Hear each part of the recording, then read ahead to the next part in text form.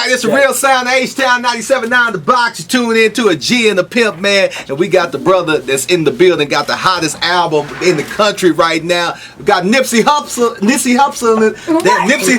building. I've been sipping too much. What you sipping on? Hey man, my bad. What you sipping? My bad, man. I've been sipping. Nipsey Hussle in the building, man. My bad. It's Friday. I've been sipping. My bad. What's up, brother? What's going down, man? Everything good. How you feeling? Man, I'm feeling good, man. How you feeling, man? You got the takeover going on right now. That's love. Thank you, bro. We working, man. I feel good about everything. We just out here campaigning, supporting the album Victory Lap. You know. Man, what was the mindset going into the Victory Lap album, man? Because it's just a whole different vibe. You got something for everybody on there, man. Yeah, thank you. I just wanted to make the music. I wanted to elevate the music. You know what I mean? Yeah. And from what I've done in the past, I wanted my voice to sound better. From we went to the degree of buying new equipment, buying new mics. Like, you know, bro just told me, in another interview I was just talking about how we kind of micromanaged the whole process. We started up the equipment, and the way I heard my voice on this One Hit Boy record, I'm like, what mic is that? You know what I'm saying? And I went and bought that mic and bought that vocal chain, and you know, sat with my producers and played movies for them, and was like, you know what I mean, listen to the score, listen to how when Scarface get mad, the music changed. You know what I'm saying? And watch Heat and see how, you know, how they made LA sound by just having a certain texture of music under the visuals. Man. So we just really was intentional with trying to elevate the music, you know what I mean? Man, when I was in LA for All Star, man, that was like the soundtrack to the whole weekend. Like you couldn't, like when I was DJing, like I had downloaded the album, and it's like by it just coming out, you had people that was coming up and was like, yo, can you hit Hustle and Motivate, can you hit Dedicate? It was just various tracks. And I remember I went to one party, I went to a Duce Palooza party, and the DJ at the particular time that was on, a young girl had asked him, you know, if he got any Nipsey Hussle, and he was like, no, I ain't got the new one yet. And so I was like, man, you ain't got that? He said, well, they don't probably know it. I said, yeah, they know it. Go ahead and download it. And he went and downloaded on the spot and dropped it. He's like, man, appreciate that. I'm trying to tell you, man. So it was like, it was ignorant. And everybody was from all different places, man. And it's like people working out to it and all that. I just did an event for James Harden the other day, and with a Team Harden and everything with Adidas. And like some of his players, the teams that was in there, that was all they was requesting, the various songs for the Victory Lap album. So man, that's a dope, good look right there. Yeah, that's love, man. I appreciate you lacing that DJ too, man. Yeah, you got to say, man, because I ain't want, because I said, hey, next thing you know, 15 more people came up there. I said, it could be a ride in here, and we don't want no shim sham on this good, lovely weekend that we trying to put down in LA. We want them littles back up in that thing, you know what I'm saying? That part right there. How did you go about getting, like, picking out the features that you wanted to put on this album and everything? Honestly, I never even spoke on this, but my goal is to do just an album with just me on it. Okay. For my first one. Okay. My intention was to have no rap features and not too many, features in general, other than like songwriters to help with the song structure, like hooks and stuff like that. But after we got the records, we each record that has a feature on it was, my parts was done, and we was like, who could add to this after the records was done. We was just thinking about, like with the CeeLo Green record, it didn't have no hook on it. It was just my verses. And so we was just putting our head like, who could really bring it home? And we thought about CeeLo, like, yeah, that'd be crazy. And it was more so just music contribution than like trying to think of a star-studded feature list. Like, I'm gonna do a song with this person and this person. Even though it's some big names on there, that was all brought to the album based on a musical capacity, more so than a celebrity, you know what I mean? Man, talking to the homie Nipsey Hussle in the building. My girl Keisha Nicole in the building, represent that Cali. I know you got some questions for the Dawn. You come out the gate like really hard with the album. Like, some albums they wait, but Victory Lap, like first album with Stacey Bart. First song with Stacey Bart, like you go all the way in. And I want to talk about the process because I know you said that you really built the studio from ground up and then had the producers come in. How long did that process take? Man, for real, it was like 2 years. Yeah.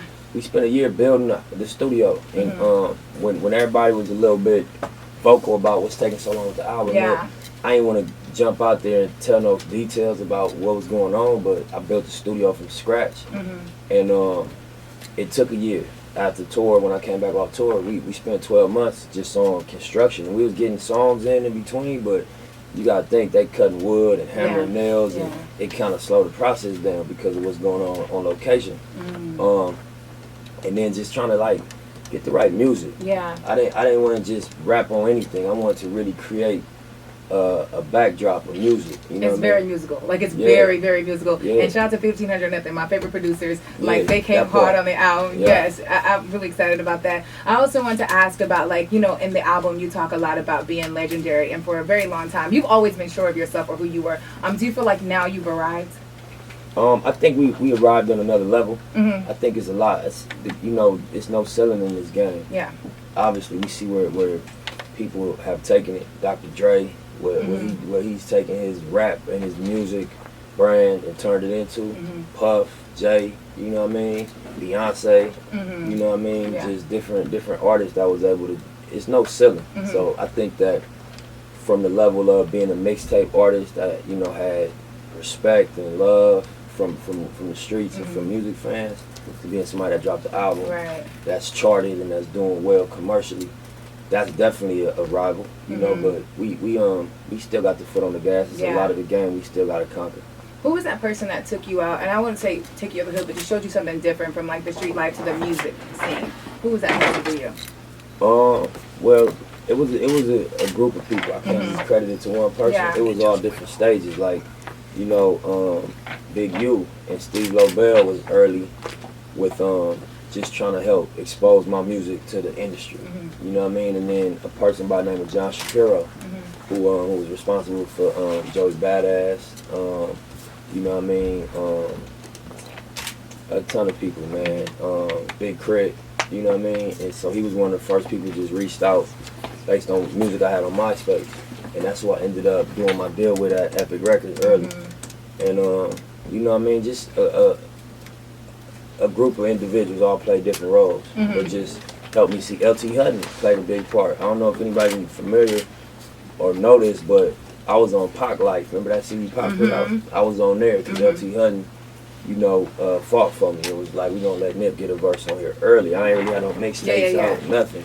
And so it was a lot of people that, you know, blocked for me or played positions. 1500 or Nothing. Yeah. Definitely would open their studio to me and didn't charge me. You know, made beats for me. I think it's so dope about them is a lot of people that you hear out right now, even like the Kendrick. I remember being in that studio when Kendrick was in there and YG was in there. Like a lot of people ran through that studio. That's where I met YG at 1500. And even like, not to cut you off, even the record I did with Drake early was produced by 1500, and Drake sent me that record. He thought Dr. Dre did it. He said, I got a Dre beat, Hustle, I'm gonna see this Dre record. I'm like, all right, cool. And then I got it, I took it to 1500 to record. And Rance got, like, you know, reacted when it came on, like, well, I made this beat, that's crazy. And he hadn't heard Drake vocal on it at all. So just, you know, from them being involved with Adele, and recently, you know, Bruno Mars winning Album of the Year. And even like Ali from Fifth Harmony, she was always in that studio, you know, before she got in that group. So a lot of people respected 1500. A lot of people, you know, came out of that studio for real. How do you feel about Where the West Is Now? Because for a long time, there was like a drought when it came to hearing West Coast artists on the radio, but now there's guys like you and Kendrick and YG and Ty Dolla. How do you feel about like the direction it's going in now? Everybody you just named fought hard, you know, and delivered music on deaf ears for years. You know what I'm saying? I remember when we couldn't get no action. But nobody like took it personal, attacked radio, started talking crazy. Everybody just put their head down and worked. You know what I'm saying? And I think that, you know, it paid off. I'm sorry, I'll keep asking questions. Keep on, girl. Keep on. Do your thing. We over here still getting it. Do it, girl. Go ahead, Kiotti. No, I think it's dope. You know, from a long time, even before I did radio, I did music first. So one thing that I definitely identified with the struggle is whenever you said, like, hey, radio, and I did it without radio. I tell artists all the time, like, hey, man, you worried about the wrong, like, and that's the finish line. 100%. You still are grinding to build that brand. You understand what I'm saying? So the dopest thing that I think is that you actually sold some things to invest in yourself. And a lot of people, a lot of artists don't take the necessary steps. So it's almost like you want somebody else to believe in you and bet on you. Bet on yourself. And you won't even bet on yourself. You know what I'm saying? So I think it's crazy that you're like, you know what? Let's sell a car, let's do whatever, but let's really invest in it because I believe in it. You know what I'm saying? 100%. So I think it's dope that it's almost like inspiration or motivation for people that do believe in gambling on themselves. Yeah. People that gamble on all kind of stuff and will not gamble on themselves. Right. That's crazy. Like to Yeah. me, I be like, You're right. like that. But I think, not to cut you off, I think that when you really feel like you got something in you, Right. you know that's of value, it hurt more to just not address it than to fail trying. If you know what I mean by that? Right. Like if you just got a hunch that, man, I can really do this. I think I'm good enough to do this, and you don't pursue it. That's more of a strain and a torture than to pursue it and not get the results you want. Because at least you went after it and you tried it. You know what I'm saying? Right. I think the greats have to walk a fine line because the greats know they great, Right. but a lot of times you can't turn people off with the Arrogance. You know what I'm Yeah, saying? So 100%. it's funny to me how the greats just are like, or Braun may drop, and they be like, yeah, he be like, but they be Yeah. like, hey man, did you know you were going? Yeah. So whenever you get in the studio and you saying words like legend, great, you already knew. Nah, I'm finna F some stuff up. You know what I'm saying? Yeah, for sure. So that's just crazy. At what age did you really know? Like, yeah, this what I, and not even did you start rapping? What age did you know? Like, I'm gonna be a problem. Like, I'm gonna be somebody that they have to look at for a long time. Like I'm special. Like when did you know that? I think, man, the truth is that what you identifying yourself is not limited to just you. I think everybody got the capacity to tap into their purpose, you know what I'm saying? Right. And their God-given greatness. And so when you hear words like legendary and great, I don't think, you know, the way my intention is not to say that I'm better than nobody. It's that, you know, I really mind myself to that level to where I got to like, I got past the resistance and the doubt and the holding back to where I could get into my real purity of my you know, my contribution. Right. And I think that all of us, if we willing to go on that journey and that ride, personally, you know, we could tap into that. You know what I mean? So I think just going through the process, like really falling on my face, failing, getting set back, and not quitting and going at it. It evolved your wisdom, it evolved your perspective on it, and you start to realize, like, damn, I was really in my way the whole time. It wasn't nobody stopping me. It wasn't nothing external. It was just a perspective that you can't just think it. You gotta experience it. You gotta go through the process, and then you learn from your path that you walk. Like, oh, I get it. Damn, it's deep, but it's really not. You know what I mean? It's that imaginary dog collar. You put it on for long enough, when the dog try to run, he just be like, ah. Yeah, he think he's still stuck.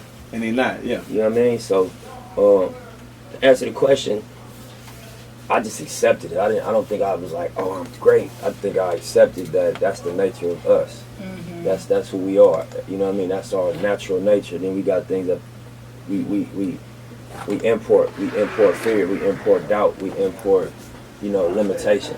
That's not natural. Kids believe if they jump off the bed, they're gonna be fine. When they little babies, if they you know, think something, they gonna get it. That's why they cry when they don't get it, because in their mind, whatever they think is supposed to come to them. Mm-hmm. They get taught doubt, and they get taught limitation, and get taught fear. You know what I'm saying? So I think that you gotta reverse that as an artist or as a creative, and just accept, like, you know, you can do anything. It's really in you. You know what I mean? You've been at it for a very long time. What kept you, though? Because I know a lot of times people do get discouraged. Like, what really kept you and saying, like, okay, I really got to keep at this and not, let me just go ahead and try something else? Well, no, I did try something else. I started hustling. Well, and then you're a businessman as well. Yeah, but just to, you know, I got frustrated young as an artist that was, like, pursuing rap early. Right. And I said, you know, fuck this. I'm not doing this because this make me go broke. Right. And this, when you go broke, people look at you different. They treat you different. You know what I'm saying? And then I ain't like how that felt. So I'm like, I ain't doing all this to be. I'm cool. You know what I mean? People don't even respect art like that. People respect money. For real. That was my, you know, teenage young mentality. You know, but once I established myself as a hustler and start succeeding as a hustler, I had options again. Right. You know, so when the first thing came to my mind was like, damn, I could buy some equipment and I could kind of do this shit, you know, myself. I ain't gotta chase niggas around to get in the studio, beg the niggas, hey man, I'm tight, give me a beat. I could just buy a beat. I could buy some equipment. I could rent my own studio out. And I realized that this is really what I love, because out of survival and necessity, I was in the streets trying to get to it. But once I got on the level of being like able to hold myself down, Right. first thing I wanted to do was do music again. So I think that I accepted it. It's like you break up with somebody, get back with them, break up with them, get back with them. Eventually you're going to be like, I ain't going nowhere, you ain't going nowhere. They're going to do it, yeah. This is so true. You know what I'm saying? What we doing? Yeah. We doing unnecessary back and forth. Let's just stick to the script. You accept my bullshit, I'm going to accept your bullshit. And that's what the music was like. I accepted all the shit that came with it. Right. You know what I mean? A lot of artists, a lot of times need a co-sign when they come on. For you, it was like reverse. It was like I came on, and then later on, everybody else, Jay-Z went and bought all those albums from you, and then like Puff being on the record. It was kind of like reverse for you. Like you didn't need that co-sign to get on. But how did you build those relationships with the Puffs and like Jay-Z for him to support you when that other album came out, and he paying for all those albums? I'm just assuming. You know, I can't speak for what motivated Jay or Puff. I would assume though that everybody watched the game. Like you got Michael Jordan. He still watched Sports Center. Yeah. Every night. Yeah, he still watched March Madness. I'm sure. He's so far. He already conquered basketball, but he loved the sport. Yeah. He want to know what's happening with his sport, and I think Jay like that or Puff like that. To when you got people putting up numbers, you're making moves in the game. You gonna you know, somebody might tap in at some point. Right. And that's my assumption. Yeah.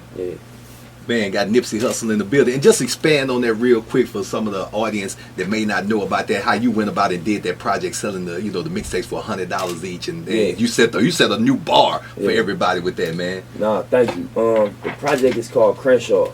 And the campaign that you talking about for 100 was it was a marketing strategy that we call Proud to Pay. And so Crenshaw was released for free as a mixtape. It was released on iTunes for $9.99, on Spotify and all the streaming sites, to be streamed. Yeah.